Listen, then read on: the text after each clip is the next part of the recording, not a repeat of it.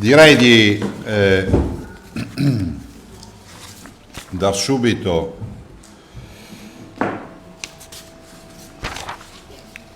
lettura dei dati del bollettino e poi passiamo la parola alle domande. Tamponi sono 729.633, sono 9.100 più di ieri. Quindi vedete che si sta ancora crescendo sul fronte dei tamponi. L'isolamento sono 10.057 persone, ieri erano meno 80, oggi meno 88. Il numero dei positivi 19.182, più 8. E quindi vedete che abbiamo sempre un dato dei positivi che è al di sotto abbondantemente dell'1 per 1000. E i ricoverati sono 323, però positivi sono 82. Quindi dei 323 abbiamo 82 persone che sono pazienti coronavirus.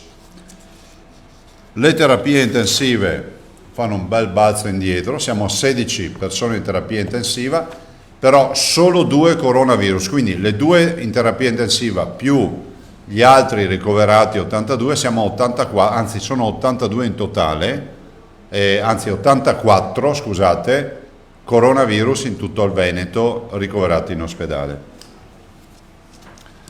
I dimessi sono 3.439, 21 persone anche ieri sono state dimesse. Il totale dei morti 1.949 più 11.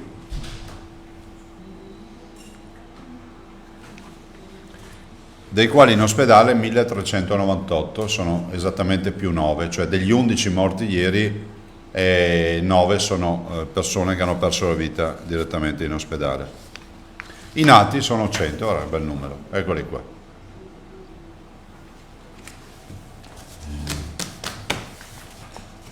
Bene, detto questo, vi confermo, ve lo dicevo anche ieri, che stiamo procedendo alla redazione di questa impegnativa ordinanza che io spero possa avere tutti i punti, ve lo sottolineo, possa avere tutti i punti rispettati, che sono i cinema, gli spettacoli in generale, i teatri, le discoteche, le sagre, le fiere, insomma le sale gioco, i casinò, insomma tutte quelle strutture che ancora sono chiuse. Vi confermo che anche stamattina abbiamo lavorato anche con l'avvocatura per riuscire a mettere in fila tutti questi aspetti. E penso che sia assolutamente positivo pensare di ragionare rispetto a 2 dati importanti, il 15 di giugno, se ci riesco per mettere in piedi questa partita, oppure male che vada per qualcosa di residuale, chiudere comunque tutta la partita delle autorizzazioni entro e non oltre il fine giugno, quindi gli ultimi di giugno.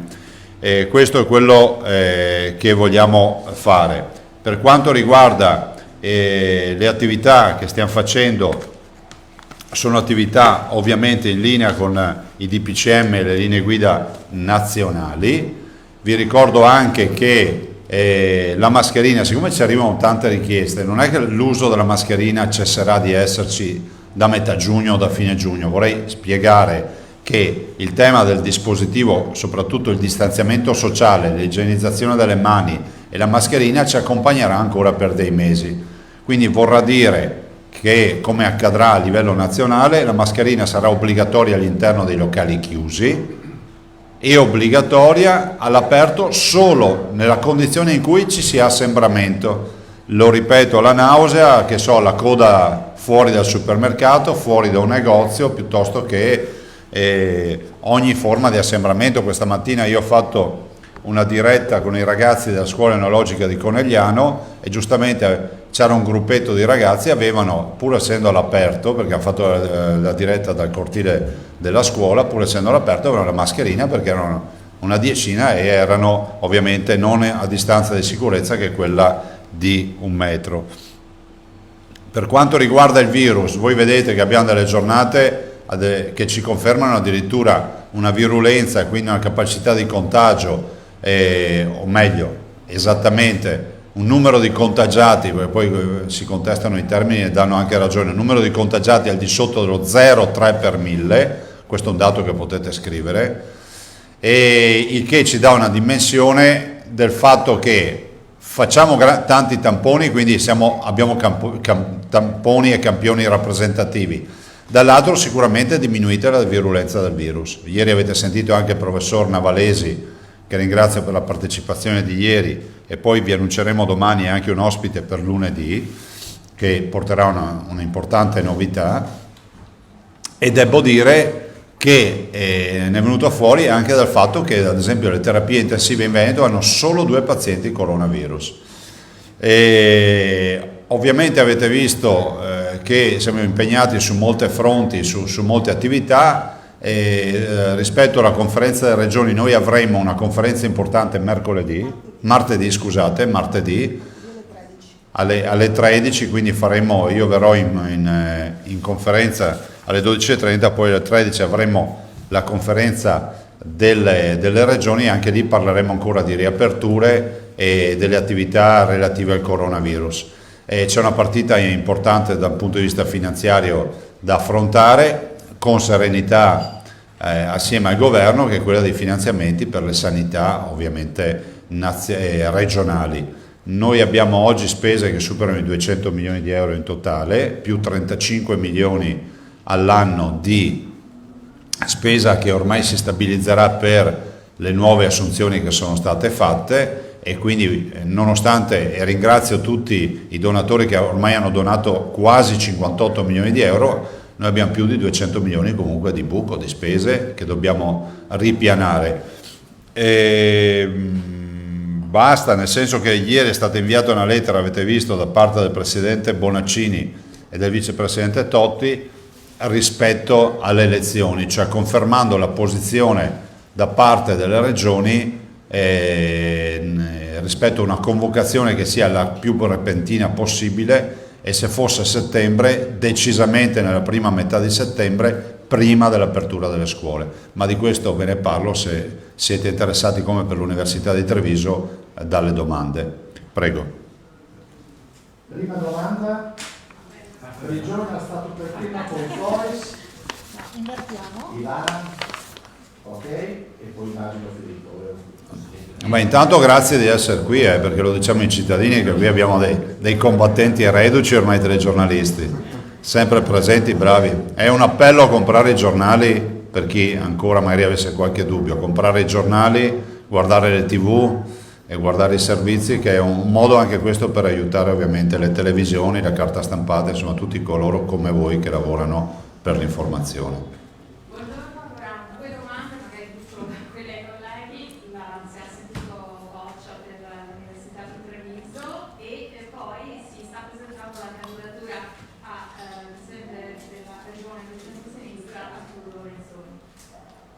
Non ho capito la seconda, scusa. Sì, cosa differenza, insomma, è ufficiale la candidatura di Lorenzoni. Guardate, sulla seconda non ho niente da dire, sulla prima direi questo, che ieri è stato un fulmine a ciel sereno. Voi sapete che stiamo parlando dell'università a Treviso, stiamo parlando del corso di laurea in medicina e chirurgia, è la realizzazione non solo di un sogno, per carità non è un mistero che sia un sogno quello di portare un corso di laurea in un ospedale del territorio, no?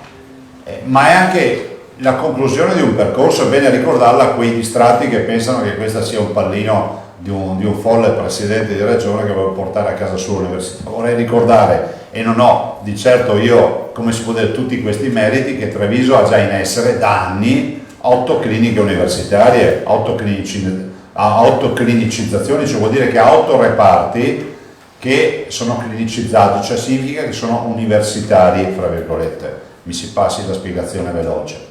Cioè vuol dire che chi li governa è un professore universitario, vuol dire che sono in corsia, abbiamo medici ospedalieri, ma abbiamo anche specializzandi dell'università che fanno il tirocinio, vuol dire che l'ambiente è un ambiente accademico, di ricerca, di crescita. Guardate, un medico mi diceva, l'arrivo di questi specializzandi in corsia, che sono dei medici laureati che fanno la scuola di specialità, per noi è un arricchimento unico. hanno voglia di conoscere, di scoprire, di fare. E un medico mi diceva, io devo anche fare, a volte devo anche documentarmi per non farmi prendere alla sprovvista se mi fanno una domanda, perché loro arrivano che sono freschissimi di università, e penso che questo sia un arricchimento. Ma perché allora... 8 cliniche, adesso finisco, 8 cliniche universitarie, 8 clinicizzazioni, 8 reparti, in più abbiamo i primi anni di medicina, cioè a Treviso già si fa a scuola, sono già attivati.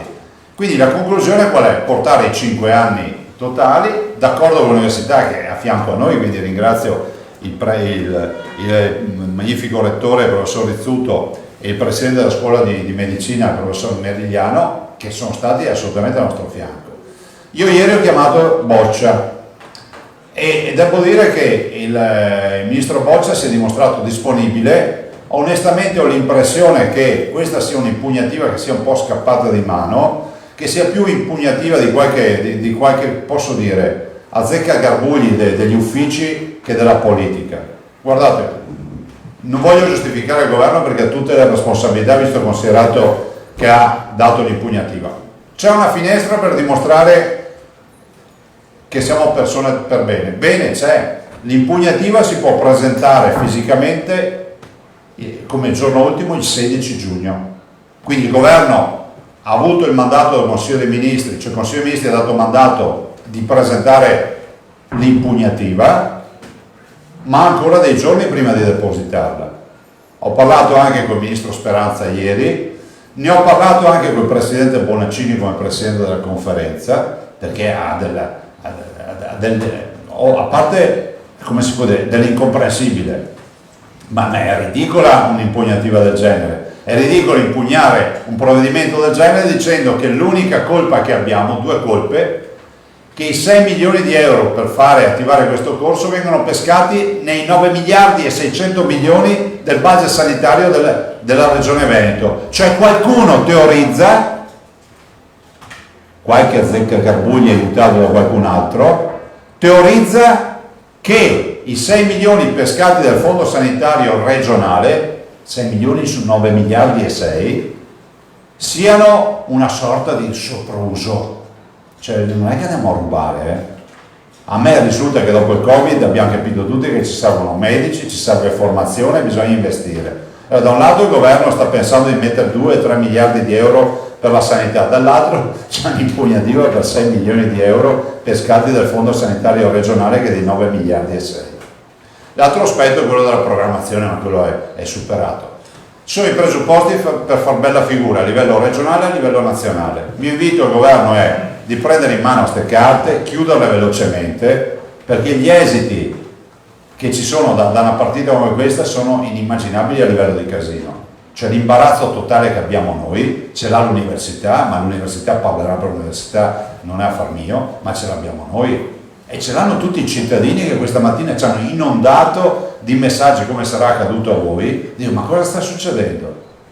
Comunque, per tranquillizzare tutti, a me non me ne frega niente dell'impugnativa e noi andiamo avanti, che sia chiaro. Quindi gli studenti si iscrivano perché l'anno accademico 2021 avrà gli studenti a Treviso. E poi il conto lo pagherà chi va a dire che questa formula è sbagliata. E Roma, se deciderà di impugnare, saprà che si troverà l'artiglieria pesante dal punto di vista tecnico-legale, perché li schiero tutti, e andremo in Corte Costituzionale a chiedere alla Corte se è così tanto sopruso destinare 6 milioni di euro su 9 miliardi e 6 alla formazione universitaria di studenti che faranno i medici. Abbiamo rispettato tutte le programmazioni, sono delibere del Senato Accademico di Padova, non c'è nessuna sorpresa, fatta tutta sotto la luce del sole, prova ne sia che abbiamo già attivato il primo anno e quindi il corso per l'anno accademico 2020-2021. A me spiace, l'appello che faccio al governo è di chiuderla sta partita. Riconosco io che potremmo dimostrare assieme che c'è qualche azzeccagarbugli che va con le cartine perché il Veneto non può fare... Cioè, eleviamoci da queste discussioni che sono da burocrati e cerchiamo di affrontare il problema com'è. Grazie. Prego. Collega Fois, Rete Veneta, Antena 3. Buongiorno Presidente. Tra l'altro è appena uscita la notizia che 3 deputati di Forza Italia hanno presentato un'interrogazione sia al Ministro della Salute che al Ministro dell'Economia proprio su questo. Guardate, a voi sembra normale che si blocchi l'apertura del corso di laurea in medicina e chirurgia, già decisa, deliberata oltre deliberata. Scappato di mano, cioè questa è una scheggia impazzita, anzi proiettile vagante, definiamolo così, che finisce e poi fa male a qualcuno.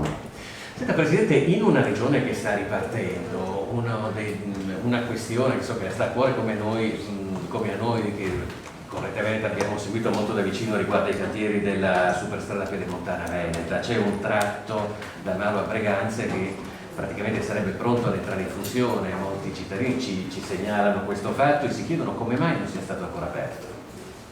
Siete informati però?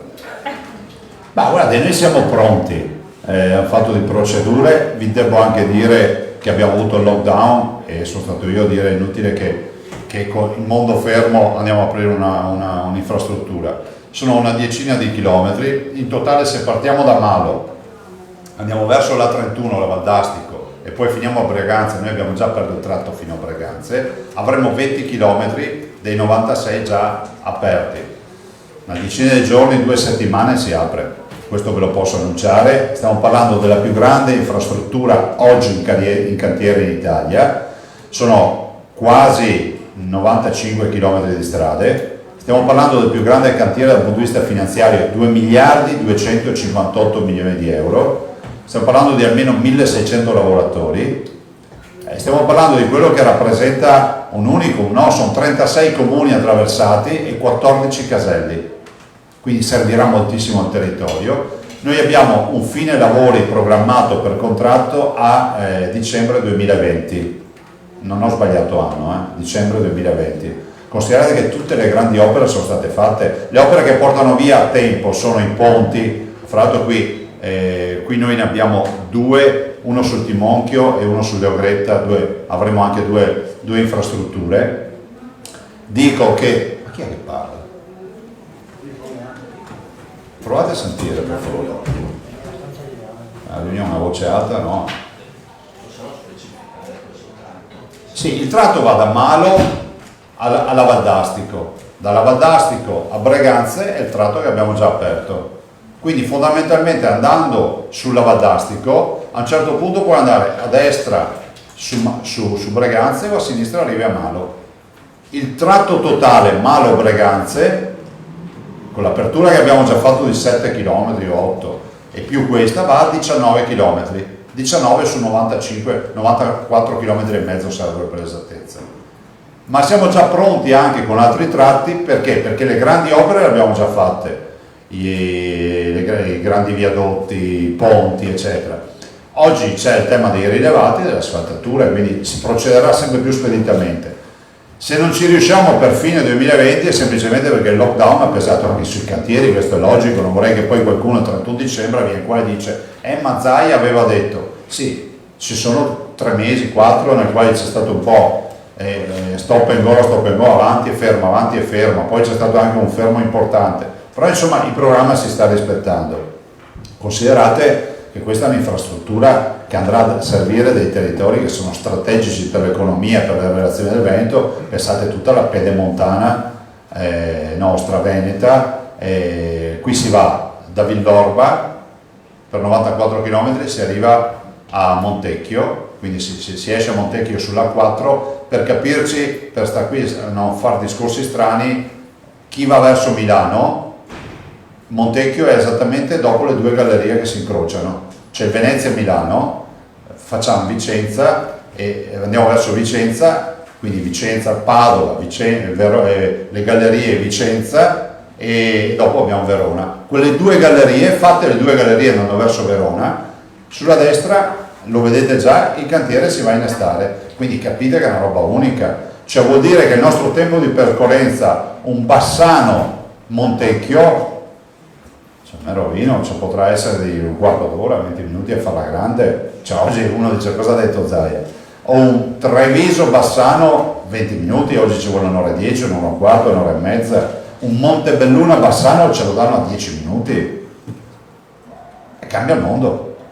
E soprattutto mettiamo in sicurezza, ad esempio la Gasparona piuttosto che la Schiavonesca Marosticana, la quale è la strada più pericolosa d'Italia. Quindi in una decina di giorni, 2 settimane, abbiamo anche voluto evitare strumentalizzazioni, perché oggettivamente noi contavamo di andare a votare, per cui i tecnici lo possono confermare. Ho detto guarda, io non voglio inaugurazioni a ridosso di convocazione o quant'altro, non l'ho mai fatto, però adesso si vede che comunque l'avremo aperta, nel senso si verrà aperta e via. Faremo una grande inaugurazione finale. Ivana? No, volevo solo chiedere se può spiegare un po' meglio con la storia dell'impugnativa del 16 giugno. Sì. Praticamente il governo con il Consiglio dei Ministri dà mandato all'impugnativa, perché è un atto giuridico, e dice bene, si autorizza, che so, l'avvocatura dello Stato a impugnare. Cioè è come il mandato che un cliente dà al suo avvocato. Dopodiché l'avvocato sa che il termine gli scade il 16. In via preventiva ha avuto la firma del cliente sul mandato, però sa che fino al 16 ha i termini per presentare. Qui ci sono i termini fino al 16, cioè il governo non serve che la presenti lunedì mattina, ma basta, è sufficiente che arrivi al 16 mattina a presentare in tribunale l'impugnativa. Da qui al 16 persone per bene che dialogano nella leale collaborazione tra le istituzioni, cioè regione e governo. Io penso che non ci sia un governo che possa non avere interessi che parta un nuovo corso di laurea benedetto dell'Università di Padova, che è la prima facoltà a livello internazionale di medicina, no? E quindi penso che si trovi una soluzione. Guardate, voglio pensare che questa sia proprio la dimostrazione che quando si lascia troppo spazio ai tecnici, questa è la soluzione, perché politicamente è ovvio che va portata avanti. Se poi lasciamo sti qua a discutere sui 6 milioni di euro, sinceramente lo trovo assurdo. Ma se vogliono andare al vedo, noi andiamo in Corte Costituzionale e arriveremo fino all'ultimo giorno. Segnatevelo che ve l'ho detto e vedremo come andrà a finire questa partita. Ovvio che nel frattempo ne faremo di tutti i colori. Filippo? Buongiorno Presidente. Ciao Filippo. Prima accennava a questa interlocuzione con il governo in materia di finanziamenti alla sanità. Allora, ci ha detto che da questa emergenza il Veneto esce con una spesa straordinaria di circa 200 milioni, diciamo una spesa supplementare, no? Più 35 milioni annuali legati alle nuove assunzioni. Ecco, qual è la prospettiva? Cioè, voi che negozierete con il governo dei finanziamenti, delle risorse finanziarie, ma in quale prospettiva vi muovete? Cioè, qual è l'idea, qual è il progetto? Immagino che non sia soltanto quello di tappare un buco nel bilancio. No, nel senso che noi abbiamo una gestione dei conti che è sempre stata tenuta bene. Il dottor Mantoan ha seguito come segretario regionale tutta questa partita, ovviamente con dei tecnici in gamba, poi c'è una squadra dietro, sia a me che a Mantoan, cioè non è che sta noi lì a controllare con la calcolatrice i conti. E i conti della sanità del Veneto sono sani, nel senso che non abbiamo motivo di allarmare nessuno. Ovvio che c'è un imprevisto, no? Come è accaduto in tutte le nostre famiglie, in tutte le nostre imprese. C'è il Covid. Pensate che non è che è stata una crisi che ha riguardato, che so, un comparto particolare che non c'entra nulla con la sanità. Questa ha riguardato la sanità. È inevitabile che noi, essendo i primi, gli unici erogatori di sanità, abbiamo portato in pancia tutte le sopravvenienze, quindi tutti gli imprevisti. Io penso che a livello nazionale si debbano fare due cose. C'è un tema di cassa, cioè SCAI, che abbiamo pagato e che qualcuno deve darci una mano a rifondere. Intanto grazie ai cittadini che hanno donato, che sono stati più veloci di Roma, perché a tutt'oggi i cittadini 58 milioni di euro ce li hanno messi, 57 e 8, una roba del genere, oltre a 38.000 donazioni. Qui c'è un tema di cassa, che è esattamente quella che abbiamo impiegato, i 200 milioni di euro, per fare tutte le azioni che abbiamo fatto per la cura dei veneti. E poi c'è un tema più importante di investimenti, che per ora si traduce in un centinaio di milioni di euro, da quel che è dato a sapere, per la regione del Veneto. Però può essere molto più organico, Adesso non abbiamo ben capito se arrivano soldi dall'Europa, non arrivano. Guardate, se io lo chiedessi a voi, anche voi non siete in grado di dirmi, ma non perché siate dei disinformati, siete più informati di tutti, ma oggi nessuno sa dirci com'è sta storia dei finanziamenti. Se arrivano miliardi di euro in qualche maniera, è pur vero che noi dobbiamo rilanciare tutti gli investimenti nella sanità e lo dobbiamo fare imponendo il modello procedurale che si è utilizzato per il Morandi. Parlo dell'ospedale di Padova. Noi stiamo realizzando un policlinico universitario da oltre 600 milioni di euro e penso sia fondamentale, dai dati che abbiamo, ve l'ho già detto, che se avessimo una procedura semplificata e più, diciamo, efficace, potremmo portare a casa le opere molto prima. Stiamo parlando di salute, no? Non è che stiamo realizzando un magazzino per mettersi dentro le macchine, quindi uno dice vado in affitto in qualche capannone. Stiamo parlando di sale operatorie, laboratori analisi, camerate, degenze e tutto quello che sapete. Fra l'altro sono tutti letti ad alta specializzazione quelli che si fanno oggi. Treviso, per dire, ho dimenticato di dirlo prima, registrate sta roba, la ciliegina sulla torta è che fra massimo 7-8 mesi avremo anche ultimato il nuovo ospedale. Quindi l'università trova anche una culla eccezionale, trova 1000 posti letto realizzati del nuovo ospedale ad alta specializzazione. Significa posti letto che non sono dei letti normali, significa che sono delle specie di astronavi con una plancia a comandi che curano molto meglio, sono letti per pazienti che possono essere curati in maniera assolutamente performante. Immaginate portarli gli studenti, formare i nuovi medici lì, capite che cosa portiamo fuori poi alla fine. Sì. Se posso. Prego. Ecco, un chiarimento per una segnalazione. Il chiarimento riguarda la Valsugana. Sì. Il blocco, mi sembra di ricordare, ricordo un punto stampa in cui si disse il cantiere ha a un certo punto spontaneamente ripreso i lavori e sì. si disse guardate che è stata una decisione autonoma, non gli ho detto io di ripartire, hanno deciso così, ma insomma è un blocco mi pare stimabile in un paio di mesi. Guarda, no, se vuoi facciamo fare la verifica e vi diamo i dati ufficiali magari domani. Però sai, lì poi volontariamente hanno avuto anche un problema perché quando c'è stato il blocco dei passaggi da regione a regione, loro hanno anche molti lavoratori che non sono veneti, sì. Quindi hanno avuto il problema delle quarantene, c'è stato un problema di piano di sanità pubblica, quindi le misure temperature, i tamponi, insomma è stata complicata gestire un cantiere come quello. Questo blocco potrebbe ritardare la conclusione finale dei lavori? Ma di certo magari un'ora, un secondo, un giorno, una settimana, non so, un mese ce l'ha portato via perché comunque noi avevamo un programma imposto all'azienda perché noi siamo controparte dell'azienda in quel cantiere, l'azienda sta realizzando un'opera per noi che è un programma che è ovvio che se mancano i lavoratori, ci sono quarantene, hanno avuto problemi poi anche con il tema della recettività, nel senso che l'ospitalità alberghiera a un certo punto ha avuto delle difficoltà perché si chiudevano gli alberghi. E capite, 1600 lavoratori non sono pochi, fra l'altro non è, cioè, qualche guaio c'è stato, ma insomma si recupera, adesso caneranno di un po', ma insomma non di anni di certo. Questo no, voglio dire, se non sarà dicembre sarà gennaio. Ah sì, cioè, ma io spero che magari ce la facciano a dicembre, non te lo so dire. Ecco, la segnalazione invece era questa, io ho visto una trasmissione televisiva parlava della reazione dei sistemi ospedalieri all'emergenza, citava il Veneto, lo citava in termini lusinghieri, però a un certo punto dava la parola a un giovane, a un medico specializzato di Padova, dell'azienda di Padova, e questo diceva noi abbiamo aderito volontariamente alla chiamata reale, abbiamo lavorato nelle terapie, nelle subintensive, nelle malattie infettive.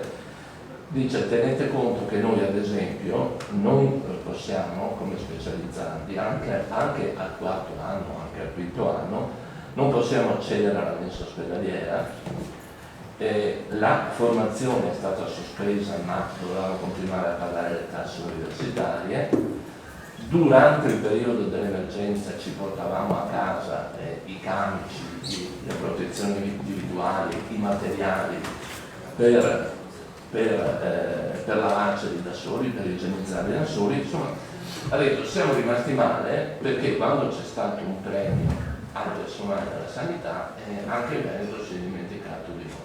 Ma guarda, allora, l'assessore Lazzarini sta risolvendo anche questo problema, me l'ha detto adesso sul orecchio. Francamente glielo dico, Presidente, perché mi sembra insomma... No, ma guarda, questi giovani, ma non tanto... Stai sfondando una porta aperta. Guardi, oltretutto il Veneto in quest'ambito qualche credenziale buona ce l'ha, perché non ci dimentichiamo la battaglia fatta noi la battaglia. Che poi... Ma anche per le borse di studio, guarda, io direi questo. Però sti ragazzi, insomma... Direi intanto che gli specializzandi sono dei medici a tutti gli effetti ed hanno fatto un lavoro strepitoso nelle terapie intensive, nelle infettive, dappertutto. Detto questo, e anche nelle cure, nei reparti di cura normale, comunque in tempi di coronavirus, dobbiamo ricordarlo questo. Detto questo, noi ci siamo trovati a dover dare disponibilità, l'abbiamo fatto volentieri per una premialità. L'assessore sta già parlando anche per questa categoria. È pur vero, se dovessimo essere onesti, che non è stata messa sul tavolo questa partita all'inizio. Certo. Però a mio avviso, se c'è qualcuno che può, come si può rivendicare con forza questa istanza, lo sono proprio loro, che sono i medici tra i medici, punto. Cioè, guarda, ben venga questa tua domanda. L'assessore mi ha suggerito subito dicendo che ha fatto un incontro anche stamattina e pensa di chiudere questa partita. Quindi insomma ci sarà un riconoscimento. Sì. Grazie. Prego. Altre domande ragazzi? Fois. Sì, io volevo chiedere questo perché oggi la Germania, anzi comunque in queste ore la Germania ha riaperto i confini con l'Italia per quello che riguarda il turismo, però sconsiglia ai suoi cittadini tedeschi di venire in Italia da noi, che è un problema che riguarda poi principalmente una regione come la nostra, dove più del 60% di turismo è straniero, mentre in alcune regioni del sud il dato è completamente l'opposto, vale a dire la maggioranza sono italiani, spesso anche veneti che vanno giù. Questa cosa da parte del governo tedesco la preoccupa, Presidente? Tra l'altro il sottosegretario Varia ha detto che il governo spenderà diversi milioni di euro adesso per un piano di rilancio della nostra immagine all'estero. Sì. Da quanto tempo è che vi parlo io di questo piano e mi prendevano in giro? Andate a controllare su dichiarazione, penso da febbraio. La stagione finisce a settembre, Cioè, lo dico così, non so, tanto per dirlo. La stagione finisce a settembre. Pensate che i tedeschi, in particolar modo, ve lo dice un ex operatore, i tedeschi a dicembre-gennaio già decidono dove andare e comprano il pacchetto. Per carità, è arrivato il coronavirus anche da loro, non sarà dicembre-gennaio, però di certo non si mettono a metà giugno o a luglio a comprare l'Italia. Se ci vengono è grazie ai nostri operatori che hanno contatti e che vedono nei turisti tedeschi dei familiari che tornano a casa per un paio di settimane, una settimana, quello che è, perché ci tornano da sempre. Ho citato ieri i 2 turisti tedeschi che da 40 anni vanno al Cavallino, sono solo la punta di un iceberg di un popolo di tedeschi, di austriaci, di altri paesi che vengono in Veneto, quindi noi li ringraziamo. Chiediamo al governo tedesco di considerarci assolutamente dei fratelli e di continuare questo percorso assieme. Non siamo degli appestati, riusciamo a garantire qui in Veneto una sanità che è tra le migliori a livello internazionale e i tedeschi lo sanno, perché quando sono qui sono sicuri. Fra l'altro abbiamo voluto con forza, ad esempio, liberare per primo tra gli ospedali Covid-free proprio quello di Jesolo. Jesolo è il primo ospedale Covid-free liberato, ma del resto con 2 pazienti Covid-free in terapia intensiva c'è poco da fargli eroi adesso, insomma non ce ne sono più pazienti. Abbiamo anche problemi nella ricerca, perché non avendo più pazienti, avete sentito anche il professor Navalesi ieri, ha detto che ricerca facciamo se abbiamo solo 2 pazienti in tutte le terapie intensive del Veneto, Covid.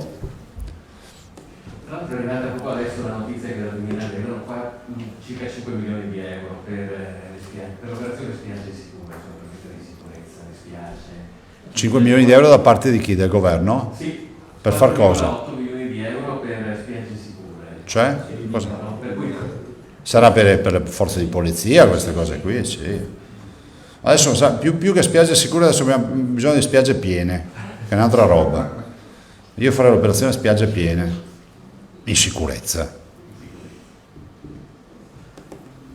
Ma guardate, noi abbiamo una fortuna, che abbiamo degli operatori eccezionali, perché se avessero dovuto diventare grandi aspettando il pubblico, sarebbero tutti morti nella storia del Veneto. io devo dire che molti operatori mi dicono che questi inviti da parte del governo tedesco non mi spaventano, perché in realtà i tedeschi hanno sempre cercato di Ma è casa loro? i tedeschi a casa loro, ma alla fine non li ascoltano. Guardate, cioè noi siamo poliglotti nelle nostre località turistiche, cioè un tedesco non ha bisogno di imparare altre lingue, parla tedesco. Questo dà una dimensione di quanto a casa si sentono i tedeschi da noi.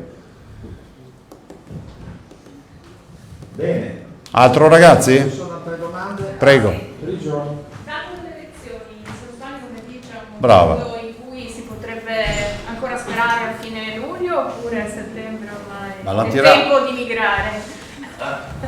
E faccio anche una citazione. Bah, guarda, io ti dico questo, ti dico che siamo in un paese nel quale abbiamo capito andare a votare è un problema. Io mi metto dalla parte dei cittadini che vogliono votare. Tifo ancora perché, per carità, in linea di principio giuridico, il governo ritira questo decreto, ne fa un altro, a luglio si va a votare.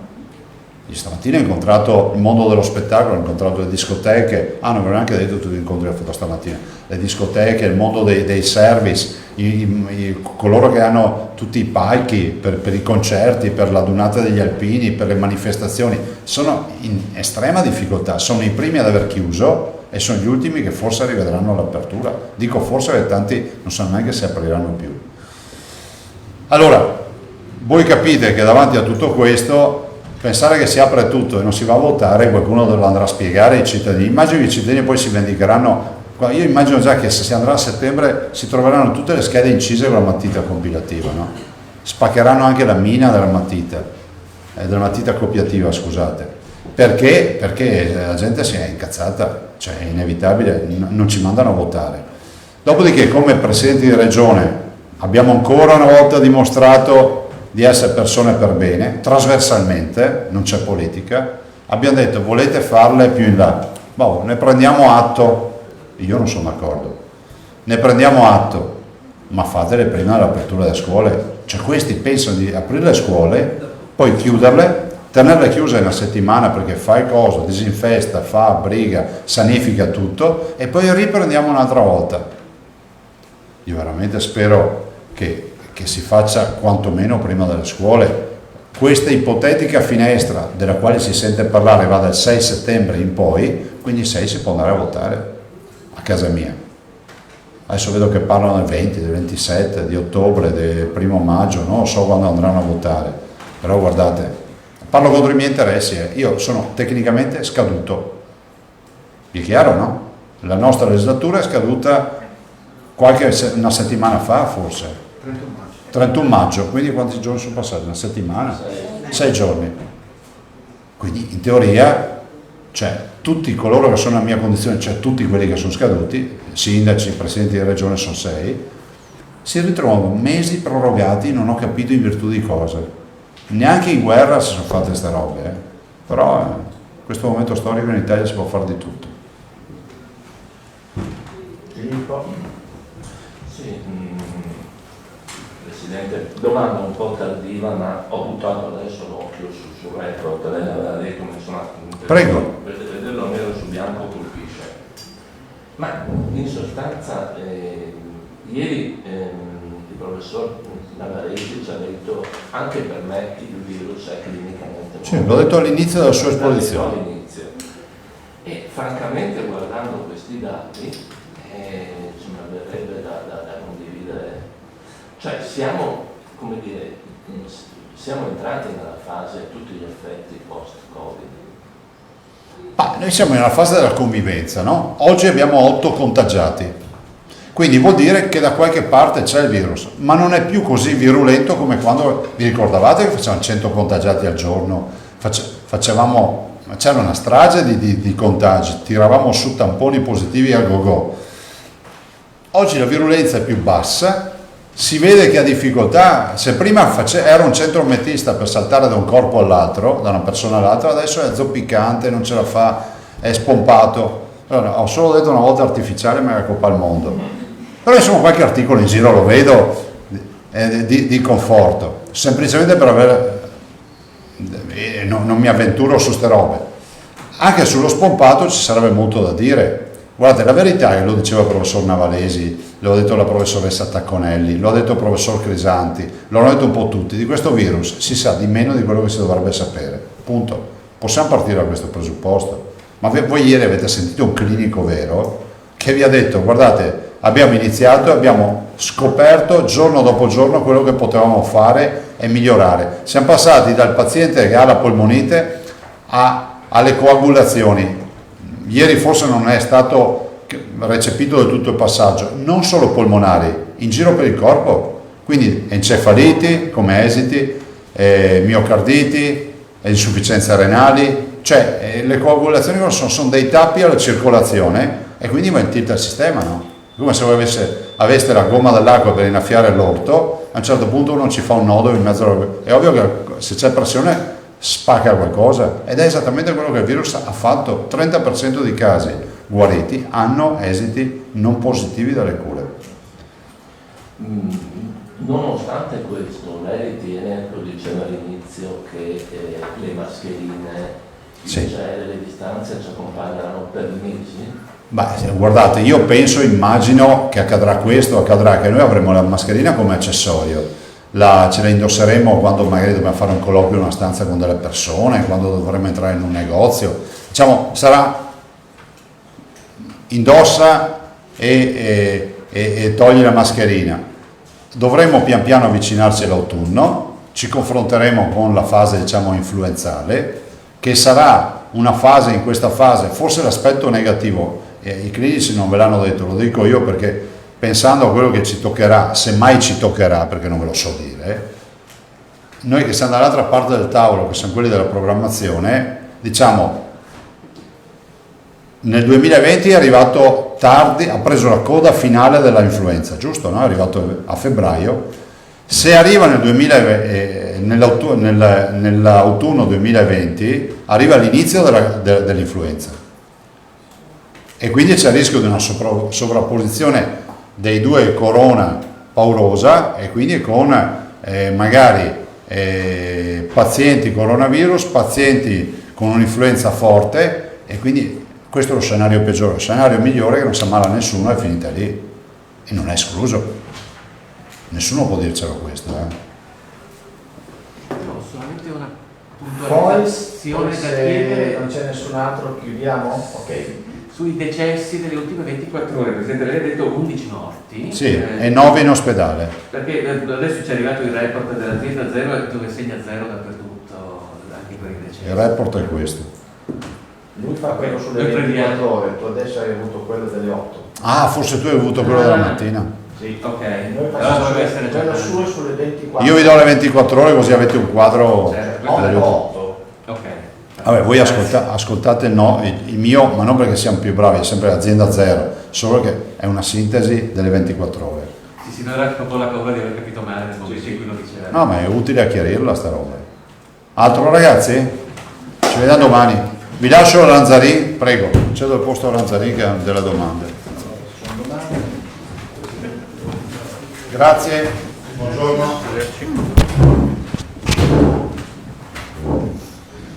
Assessore, buongiorno.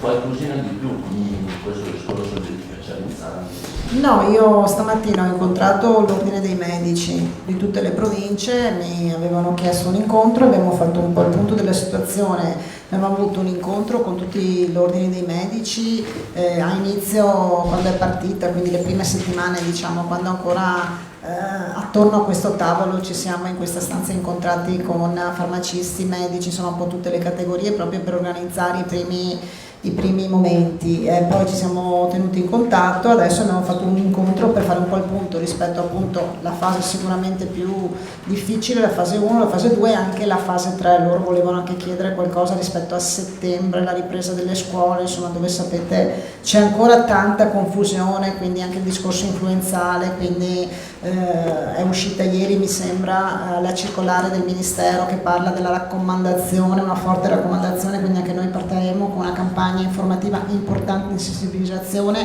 abbassando anche ai 60 anni il discorso del vaccino anti-influenzale e quant'altro, quindi anche stiamo organizzando un po' tutta la campagna eccetera, quindi ci siamo un po' confrontati su queste cose ed è emerso anche il discorso legato ai specializzandi e quindi anche loro si sono fatti portatori di questo disagio che i specializzandi hanno manifestato. E quindi ho subito cercato di rassicurare che rispetto appunto ai percorsi che erano stati seguiti per gli incentivi che sono quindi stati poi suddivisi, insomma sapete bene, insomma, tra la parte del comparto e la parte della dirigenza medica, e che però insomma mi sarei fatta subito parte attiva per risolvere per lo più insomma le problematiche che citavi tu prima, quindi quelle della mensa, insomma, che erano problematiche che in parte erano già state emerse in fase di osservatorio, in cui sai, osservatorio sulla specializzazione, che era quello che poi aveva firmato i famosi accordi, insomma, che sono stati siglati importanti con le 2 università, e quindi proseguiamo con i discorsi, con l'impegno anche di cercare di trovare una soluzione, insomma, per proprio le questioni che dicevi tu, quello della mensa e anche quello, insomma, del materiale di utilizzo suo di loro, insomma, all'interno delle strutture.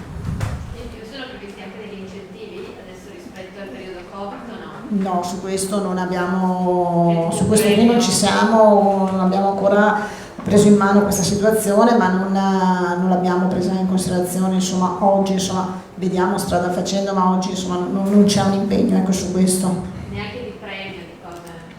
Oggi gli incentivi voi sapete che sono andati al comparto, quindi tutta la parte del comparto e parte della dirigenza medica. Sugli incentivi sapete, insomma, perché avete visto, ci sono i discorsi legati anche alle strutture sociosanitarie, si è parlato a volte quindi di case di riposo, si è parlato delle strutture private, quindi anche voi mi sembra avete sollevato la questione anche delle strutture private, però oggi il nostro si è fermato appunto alla sanità pubblica, quindi dirigenza e comparto. Sembrava di capire che ci fosse non un impegno, perché impegno vuol dire una cosa precisa, ma anche da quello che diceva Zaia, ci fosse una disponibilità a valutare un'estensione della premialità agli specializzati. Su questo dobbiamo parlarne, insomma, oggi non ne abbiamo ancora parlato.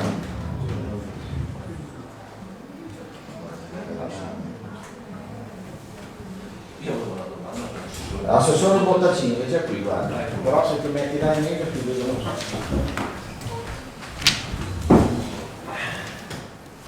Buongiorno Assessore. Siccome lo vedo già con quello che dice con il report, allora faccio... No, anche perché il report è di azienda zero, questa cosa non la gestisco io, quindi. No, ecco, allora, prima dicevamo che le terapie intensive sono ai minimi termini, si parla di 8 malati Covid in tutto il Veneto, quindi insomma siamo verso l'azzeramento. Siccome lei mette No, sono due Covid in terapia intensiva in tutto il Veneto. terapia intensiva, ma mi pare 8 in tutto il Veneto. No, 84. No, 16 in terapia intensiva. Allora, malati Covid, ce ne sono 2 in terapia intensiva e 82 negli altri reparti, totale 84. 2,72 sono quelli no Covid in tutto il Veneto. Ecco, comunque insomma la situazione è in rapido calo. Siccome lei ha provveduto all'aggiornamento del famoso modello matematico in questi mesi, a posteriori il modello si è rivelato, il modello previsionale si è rivelato efficace, si è rivelato... Assolutamente sì. L'ho sempre detto, c'è stato un momento in cui 2 o 3 settimane fa il modello aveva delle difformità rispetto alla realtà, a quanto stava accadendo in realtà, e poi dopo ciò era dovuto al fatto che, siccome uno dei parametri che si inserisce nel modello è la durata media della malattia, il dato reale era più alto rispetto a quello che indicava il modello. In realtà poi si è scoperto, e vi è stato comunicato, che venivano considerati pazienti Covid anche chi non era più Covid ma era ancora in ospedale per altre tipologie di complicazioni, e una volta suddiviso le due categorie, quelli Covid da quelli non Covid, il modello si è riallineato immediatamente. Infatti avevo detto che questa settimana, avevo detto alla concorrenza, al Gazzettino, una settimana fa avevo detto la prossima settimana prevede che si vada a metà settimana sotto i 100, e infatti ieri l'altro siamo andati sotto i 100, giovedì siamo andati a 98 mi pare, oggi siamo a 84. Tendenzialmente l'azzeramento secondo il modello? Il secondo modello da sempre, abbiamo sempre detto, fine giugno, primi luglio. Grazie. C'è l'azzeramento dei pazienti, non dei contagi. Dei pazienti ricoverati in ospedale positivi al Covid. Però dei contagi invece no. Ma dei contagi non saremo molto distanti, comunque ovviamente anche il contagio è leggermente sfalsato. Poi sapete che non tutti i contagi sono sintomatici e non tutti i sintomatici richiedono il ricovero ospedaliero. C'è un'indicazione anche per l'azzeramento dei contagi? Più o meno saremo verso la fine di giugno. Poi quando io dico azzeramento, tenete presente che stiamo parlando di dati di previsione, e la previsione per definizione è sempre sbagliata. Dipende di quanto è sbagliata, perché se è sbagliata dell'1, 2, 3% o 5% è buona, molto buona. Se è sbagliata del 100% è molto poco buona. Quindi non è che venite qua il 30 giugno e dite c'è ancora un contagio, tu avevi detto, sono dati come quando c'è stato il primo giorno in cui i nuovi casi positivi erano 0, che avete titolato perché qualcuno ha detto sconfitto il virus. Non ha alcun significato dal punto di vista statistico un giorno con i nuovi casi 0.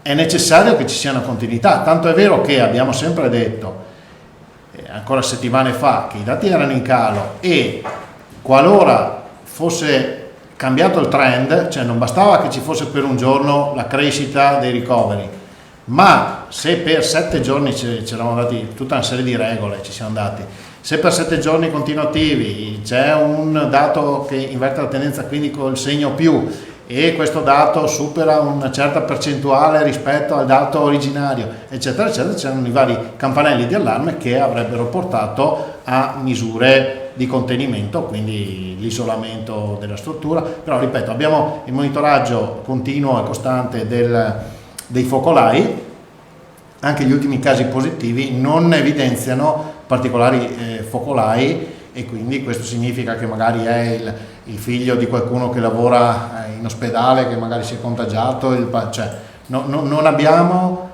indicazioni relative a focolai dovuti, non so, alla Movida, no? Ne avete parlato il 18 maggio, da quando si sono riaperti i locali. Ecco, non abbiamo una concentrazione, non so, i 9 casi positivi, mi pare siano 9 o 11, non ricordo, di oggi, o 8, non è che sono tutti che sono della stessa città o dello stesso comune e che sono gli amici che hanno fatto la festa in quel locale. Ad oggi non è così, insomma. Ma anche perché poi c'è lo screening con tutti i sanitari, quindi noi andiamo sotto il balcone, c'è sempre lo screening continuo sui sanitari, quindi può essere sia un sanitario dentro la Sì, in realtà no, nel senso che le età, io ho guardato le età, gli ultimi dati sono persone anziane, quindi può essere una coda ancora di qualche casa di riposo, quindi ospiti più che sanità, oppure mi pare che ci sia un classe 98 e quindi magari figli di insomma, però stiamo parlando di valori ben al di sotto dell'1 per 1000, ok? Quindi ci può essere il caso, però ovviamente quando c'è il caso uno deve stare in quarantena anche se è asintomatico, sappiamo, insomma, no? Quindi viene isolato in maniera istantanea. Grazie ragazzi, a domani. Buona domenica, ce la diciamo domani.